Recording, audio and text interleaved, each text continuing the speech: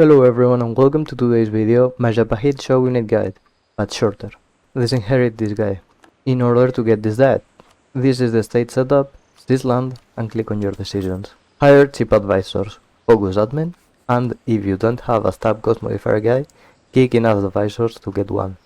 You don't need to have it from the start, but you need to have one available later.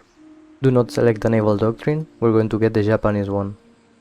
Then select your deity, ideally Shiva for CCR.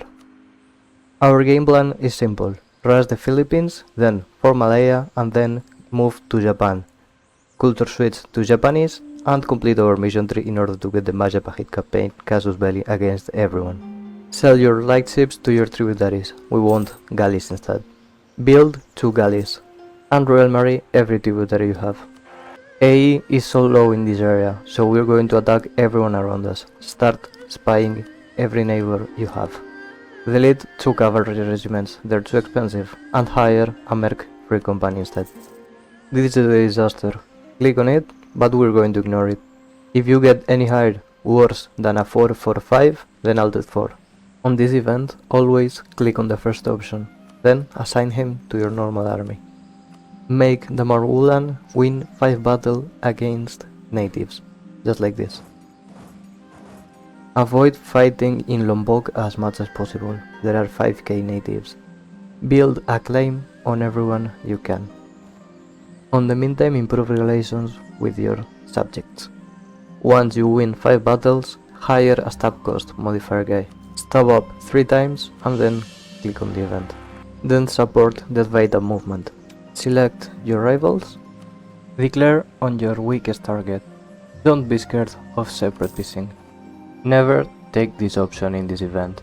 Always take this one. We need to have more than 80% religious unity.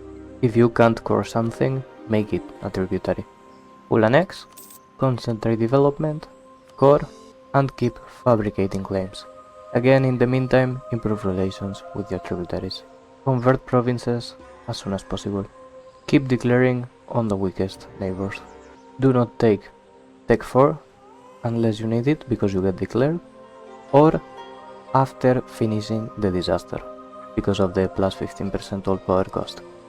Keep annexing your weak neighbors, rinse and repeat. Don't be scared of AE. If co-belligerenting someone is hard, then don't do it. Just fight. You need to complete these 3 missions in around 10 years.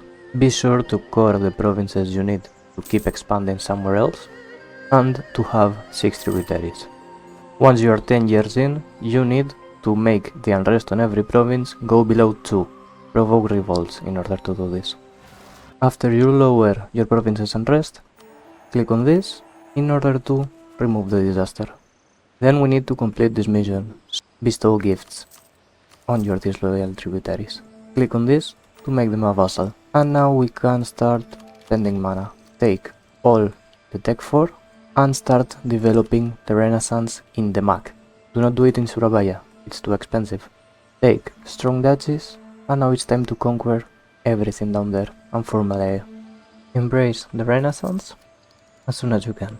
Once you get admin Tech 5, go and take influence ideas, then switch your focus to Diplomana. If you can't avoid fighting Ming for the provinces in the Philippines, then start building a good navy. Get this flagship and spam heavy ships. Once you have your ships ready, declare on Tondo. Once you're ready to take the Philippines, start improving relations with the southernmost daimyos. If you can't avoid fighting Ming, then peace out Tondo, only for Panganisan province. Once you have Panganisan, you have to check what the southernmost daimyos do. If they declare one on another, then you have to enforce peace and invade Japan. After getting the 3rd influence idea, start annexing your vassals. First, do Palembang, that's because you need to own Palembang to form Malaya. I like Mer to fight the Ayutthaya later. Remember not full stating any state, even if you have this from annexing a subject. Always take representatives of the crown. As soon as you see this pop up, get ready to declare on the aggressor, in this case Hosokawa. There is it, Hosokawa has declared on Shiva, So now what we have to do is to get to 100 relations with Shiga. We can do this by gifting them some money or by insulting one of the rivals. Ideally, before invading Japan, you want to form Malaya, but do not take their ideas. The Majapahit ones are better for vassal swarm. Now you have to wait until they would want to reject your enforced peace demands. Just like this. Now declare on them. Then peace out the daimyo, taking as much provinces from the same culture group as you can. Then make a claim on Kyoto and get ready to declare on Ashikaga. After forming Malaya, you barely need to core any other provinces, so now you can take any other deity you want. I will take Vishnu for missionary strength.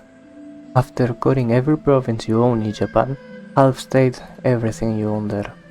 Then de-state everything you need outside of Japan in order to culture flip. After doing this, shift to Japanese. After restating everything and getting your economy back, it's time to move your capital to Japan. Move your capital and switch to independent daimyo. Then declare on Ashikaga for the war for the emperor. Peace out Ashikaga for Kyoto. And now you are the shogun already. Now we have to complete this mission. So let's complete this one and this one first. Admin for your second idea set.